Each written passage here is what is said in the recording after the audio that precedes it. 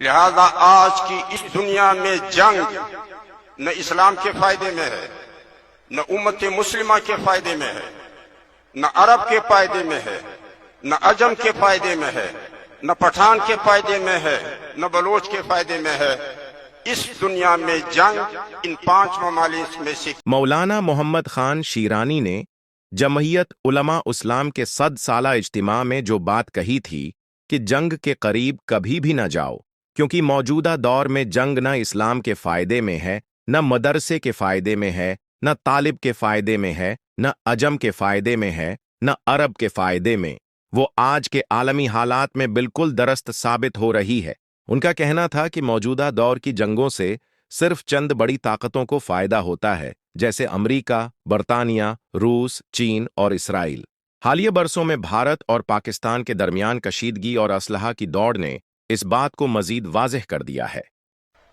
لہذا آج کی اس دنیا میں جنگ نہ اسلام کے فائدے میں ہے، نہ امت مسلمہ کے فائدے میں ہے، نہ عرب کے فائدے میں ہے، نہ عجم کے فائدے میں ہے، نہ پٹھان کے فائدے میں ہے، نہ بلوچ کے فائدے میں ہے۔ اس دنیا میں جنگ ان 5 ممالک میں سے کسی ایک کو فائدہ پہنچائے۔ لہذا وہ پشتو میں ایک کہاوت مشہور ہے، تور تو پک مد خلص مد کونس۔ لہذا بندوق سے جمعیت علماء اسلام کا رکن اور جمعیت طلباء اسلام کا رکن مدارس کے علماء، مفتی اور طلباء بچے رہا کرو۔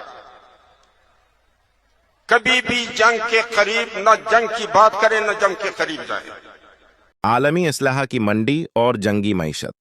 حالیہ دنوں میں سابق امریکی صدر ڈونلڈ ٹرمپ نے سعودی عرب کے ساتھ 142 ارب ڈالر کا دفاعی معاہدہ کیا ہے، جو تاریخ کا سب سے بڑا اسلحہ کا سودا ہے۔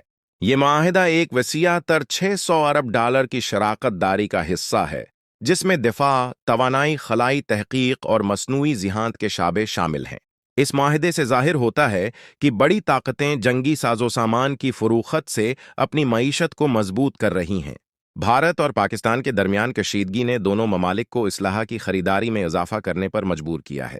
سویڈن کے Stockholm international peace research institute SIPRI کی رپورٹ کے مطابق بھارت دنیا کا دوسرا سب سے بڑا اسلحہ درآمد کنندہ ہے، جس کی درآمدات میں چین اور پاکستان کے ساتھ کشیدگی کے باعث اضافہ ہوا ہے۔ دوسری جانب پاکستان نے چین کے ساتھ مل کر JF-17 تھنڈر طیارے تیار کیے ہیں، جو کم لاگت میں جدید ٹیکنالوجی سے لیس ہیں۔ JF-17 تھنڈر اور رافیل طیارے۔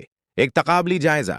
پاکستان کے JF-17 تھنڈر طیارے نے عالمی منڈی میں اپنی جگہ بنائی ہے اور آذربائیجان، نائجیریا، میانمار اور عراق جیسے ممالک نے ان کی خریداری کی ہے۔ دوسری جانب بھارت نے فرانس سے رافیل طیارے خریدے ہیں، جو جدید ٹیکنالوجی سے لیس ہیں۔ یہ اسلحہ کی دوڑ نہ صرف دونوں ممالک کی معیشت پر بوجھ ڈال رہی ہے، بلکہ خطے میں عدم استحکام کا باعث بھی بن رہی ہے۔ مولانا شیرانی کی بصیرت پر مبنی بات آج کے حالات میں بالکل درست ثابت ہو رہی ہے۔ جنگوں سے صرف بڑی طاقتوں کو فائدہ ہوتا ہے، جبکہ ترقی پذیر ممالک اپنی معیشت اور سلامتی کو داؤ پر لگا دیتے ہیں۔ ضرورت اس بات کی ہے کہ ہم جنگ کی بجائے امن، تعلیم اور ترقی پر توجہ دیں، تاکہ ہمارے معاشرے مضبوط اور مستحکم ہوں۔